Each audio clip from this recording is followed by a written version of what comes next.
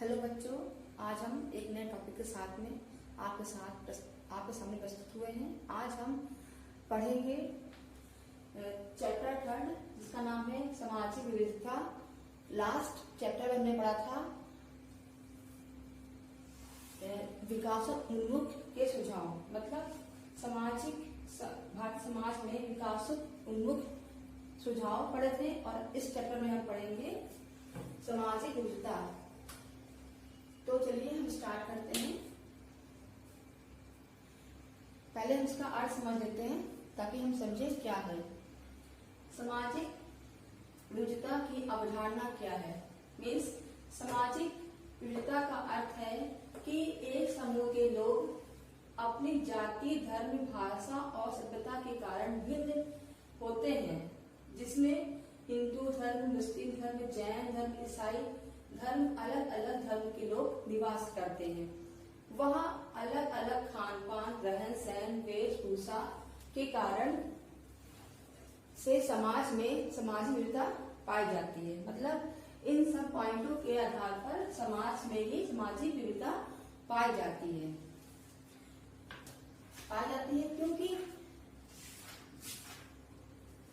क्योंकि पाई जाती है। आप तो जानते ही हैं कि अतीत काल से, मतलब प्राचीन काल से ही ये सब पॉइंट है, धर्म, जाति, भाषाएं, ये सब अस्तित्व में थे। मतलब पहले काल से ही देखने को मिलते थे। और अतीत काल में सामाजिक विविधता व्यक्त थी। अतीत काल से ही सामाजिक विविधता व्यक्त थी। छोटे छोटे राज्य थे जिनका कोई अस्तित्व नहीं था। पर आज के टाइम पे क्या हो गया है, इसका बहुत अस्तित्व पाया गया है। वे परस्पर, पुराने के टाइम के लोग वे परस्पर एक दूसरे को नीचा दिखाने की कोशिश करते थे। परंतु अब जब भारतीय समाज बदल गया है तो अब ऐसा नहीं है। आप जानते हैं स्वतंत्रता प्राप्ति के उपरांत देश में सामाजिक संविधान लागू हुआ और देश में लोकतंत्रात्मक शासन पद्धति को अपनाया गया। भारतीय समाज की प्रस्तावना के अनुरूप देश में लोकतंत्रात्मक, धर्मनिरपेक्ष, समाजवादी समाज की स्थापना का लक्ष्य लिया गया, ताकि देश के अनेक धर्म, जाति, भाषाएं, जनजातियों और संस्कृति की विविधता को सुरक्षित रखते हुए देश को प्रगति की ओर ले जा सके। तो ये हमारा हो गया है सामाजिक विविधता की अवधारणा। इसके बाद हम पढ़ेंगे सामाजिक विविधता के रूप, मतलब समाज में हमारा जो ये विविधता है कितने रूप में पाई जाती है। समाज में हमारी विविधता 5 नाम से जानी जाती है। पहला क्या है, धार्मिक विविधता।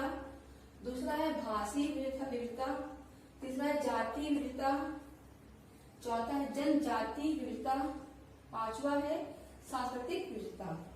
इसमें हम पढ़ेंगे कि इसके अंतर्गत क्या क्या हम पढ़ेंगे। चलिए हम देखते हैं। क्योंकि धार्मिक विविधता सबसे पहले हम पढ़ेंगे। तो आप तो जानते ही हैं कि धर्म तो हमारे युगों से चला आ रहा है। इसके अंतर्गत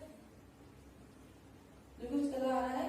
धर्म कई मतलब नामों में विभाजित है। पहला क्या है, किन नामों में विभाजित है, चलिए हम देख लेते हैं। और पिछले टाइम पे, मतलब पहले के समय 2001 में किस धर्म में कितने लोग थे ये भी हम जानेंगे। तो चलिए जान लेते हैं। पहला हमारा धर्म है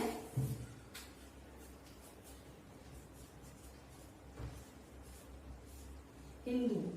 इसमें कितने करोड़ लोग रहते थे और इस धर्म को मानते थे। तो इसमें थे 82.75 करोड़ लोग इस धर्म को मानते थे। इसके बाद हम पढ़ेंगे मुस्लिम धर्म।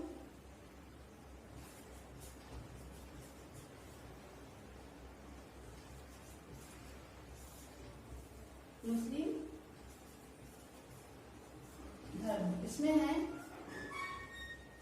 13.51 करोड़। इसमें है 13.81 करोड़ पहले हिंदू में क्या था, हिंदू में 82.75 करोड़ लोग मतलब हिंदू धर्म को अपनाया है, और मुस्लिम है 13.81 करोड़। उसके बाद हमारा है ईसाई धर्म,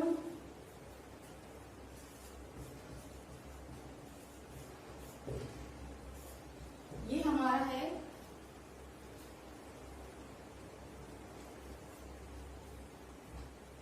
2.40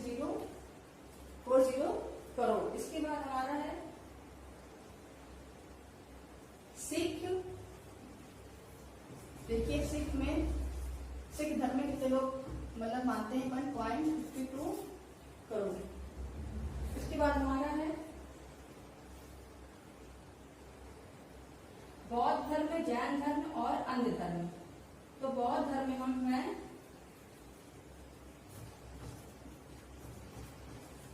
बौद्ध धर्म में है 0.75 करोड़, और जैन धर्म है, जैन और अन्य धर्म। ये सब चीजें आप अपनी बुलेट में नोट करते रहिएगा। तो जैन धर्म हमारा है 0.42 और अन्य में है 0.42। तो ये हमारा रेशियो है कि किस धर्म में कितने करोड़ लोग, अब किस धर्म को कितने करोड़ लोग अपनाते हैं और अपनाते आ रहे हैं। इसके बाद हम पढ़ेंगे, और ये हमारा कब का है, ये हमारा 2001 सन का है। 2001 सन में हमारे इस धर्म में इतने करोड़ लोग निवास करते हैं या मानते हैं इस धर्म के लोग। इसके बाद हम पढ़ेंगे भाषीय विविधता। इसके बाद हम पढ़ेंगे भाषीय विविधता। तो अब हम पढ़ते हैं बच्चों भाषा कितने प्रकार की है और जनसंख्या जो लोग बोलते हैं। आप तो जानते हैं कि 1962 में हमारे देश में कई प्रकार की भाषाएं पाई जाती थी, जो मतलब बहुत सारी थी, पर 1991 के अनुसार जब जनगणना हुई तो ये जो भाषाएं, ये मुख्य भाषाएं देखने को मिलती हैं। तो इनका हम रेशियो देख लेते हैं कि कौन सी भाषा को कितने करोड़ लोग बोलते हैं। तो पहला हमारा हिंदी है। हिंदी हम बोलते हैं 24.78 करोड़ लोग बोलते हैं। उसके बाद है तेलुगु बोलते हैं 7.20 तेलुगु, इतने करोड़ लोग तेलुगु भाषा को बोलते हैं। तीसरा है बांग्ला को बोलते हैं 7.17 करोड़ लोग बांग्ला भाषा को बोलते हैं। उसके बाद है मराठी भाषा को 6.72 करोड़ लोग बोलते हैं। और इसके बाद है तमिल भाषा, इसको 6.06% करोड़ लोग मतलब बोलते हैं। इसके बाद उर्दू भाषा है 4.61 करोड़ लोग उर्दू भाषा को बोलते हैं। उसके बाद आती है गुजराती भाषा की भाषा बोलते हैं कम से कम 40130 करोड़ लोग बोलते हैं। फिर है मलयालम भाषा, कितने लोग बोलते हैं मलयालम, उसको बोलते हैं 3.52 करोड़ लोग बोलते हैं। फिर आती है कन्नड़ भाषा बोलते हैं 3.47 करोड़ लोग बोलते हैं। उड़िया भाषा बोलते हैं कितने करोड़ लोग बोलते हैं 3.17 करोड़ लोग उड़िया भाषा को भारत में बोलते हैं। फिर है भोजपुरी भाषा को कितने करोड़ लोग बोलते हैं 2.12 613 करोड़ लोग बोलते हैं। उसके बाद हमारा है भोजपुरी बोलते हैं 2.31 और पंजाबी भाषा बोलते हैं 2.24 करोड़ लोग पंजाबी भाषा को बोलते हैं। और इन सब के अलावा एक अन्य भाषा भी है जिनको बोलते हैं कितने लोग 2.00 करोड़ लोग बोलते हैं। तो हमारे भारत देश में ये मुख्य भाषाएं हैं जो भारत में बोली जाती हैं। और कितने % लोग जो बोलते हैं ये रेशो निकला है 91।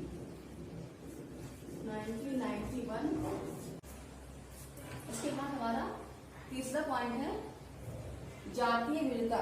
मतलब जाति विविधता कितने प्रकार की है। आप सबको पता होगा कि जाति मतलब प्राचीन काल में ही जाति सिर्फ 4 वर्गों में बटी थी। पहला था ब्राह्मण जाति, क्षत्रिय जाति, वैश्य और शूद्र जाति श्रेणियों में बटी थी। पहला ब्राह्मण का कार्य क्या था, ज्ञान को अर्जित करना और दूसरों को ज्ञान देना, ये काम ब्राह्मण का था। और क्षत्रिय का क्या कार्य था, वो शासन करता था और क्या बोलते हैं रक्षा करता था। क्षत्रिय का कार्य था रक्षा करना और शासन करना। वैश्य का कार्य था व्यापार करना था और शूद्र का कार्य था सेवा करना। तो प्राचीन काल में ये ब्राह्मण के ये 4 पॉइंट थे जातियों के जिनके कार्य अलग अलग थे। पर प्राचीन काल में क्या हो गया, ये बदल गया है समाज में। अब इनकी के नाम बदल गए हैं तो अब ये अन्य नामों से जाने जाते हैं। मतलब भारतीय समाज में अब जाने जाते हैं जाति। पहला समाज जाति, दूसरा पिछड़ी जाति, तीसरा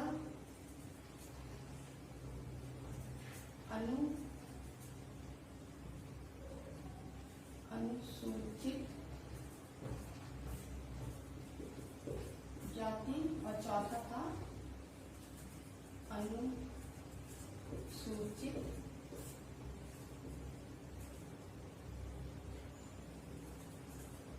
जनजाति।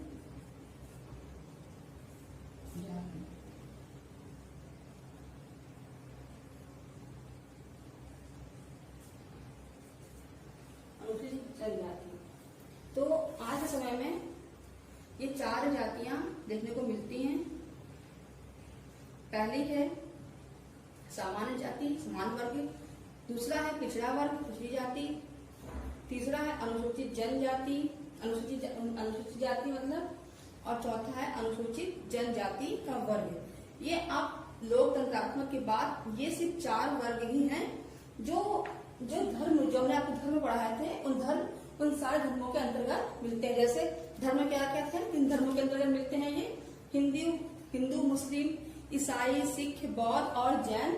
और अन्य धर्मों में ये 4 जातियां जो है सभी धर्मों में आपको देखने को मिलेंगी। इसके बाद हम पढ़ेंगे अब जनजातियां। जातीय में हम पढ़ रहे हैं, जातीय विविधता में हम पढ़ेंगे क्या कि भारत समाज में जनजातियां विविधता भी विद्यमान है। सन 2011 जनगणना के अनुसार देश में जनजातियों की जनसंख्या 10.43 करोड़ है, जो कुल जनसंख्या का 8.61% है। इसमें से 91.7% ग्रामीण क्षेत्र है और 8.3% शहरी क्षेत्रों में बसे हुए। मतलब जो जातीय विविधता है, जो कुल जनसंख्या है 2011 के अंतर्गत वो 10.43 करोड़ थी। और इसमें से 91.7% लोग जो हैं वो गांव में बसे हुए हैं और 8.3% लोग शहर में बसते हैं या शहर में निवास करते हैं। इसमें से साक्षर मतलब पढ़े लिखे लोग जो लोगों का रेशियो निकलता है वो 50 49% तक पहुंच चुका है, पर गरीबी रेखा का स्तर जो है वो 47.4% अभी भी बाकी है, जो अभी तक साक्षर नहीं हुआ है। तो इसके अलावा हम साक्षर नहीं हुआ है। और क्या है कि लोकतंत्रात्मक भारत में एक नया सरकारी जातीय वर्ग आरंभ है। जैसे ये जनजातियां मैदानी क्षेत्र से लेकर के वनों तक फैले हुए हैं। पर्वतीय दुर्गमता क्षेत्रों की भिन्न भिन्न परिस्थितियों एवं जलवायु स्थिति में रहती है। ये अन्य समुदायों से अभी भी कुछ पीछे हैं। इसे शेष समाज के साथ मुख्य धारा से जोड़ने का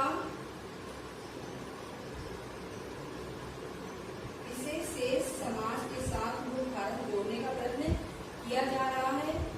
महिलाओं और बालिकाओं में साक्षरता बढ़ाने और शैक्षिक स्थितियों में सुधार करने का प्रयास भी किया जा रहा है। राष्ट्र के साथ विकास करने के लिए ये कुछ न कुछ कार्य कर रहे हैं और इस जातीय विविधता को भी कम करने का प्रयत्न कर रहे हैं। इसके बाद हम पढ़ेंगे, इसका लास्ट पॉइंट है सांस्कृतिक विविधता। सांस्कृतिक विविधता हम क्या पढ़ेंगे?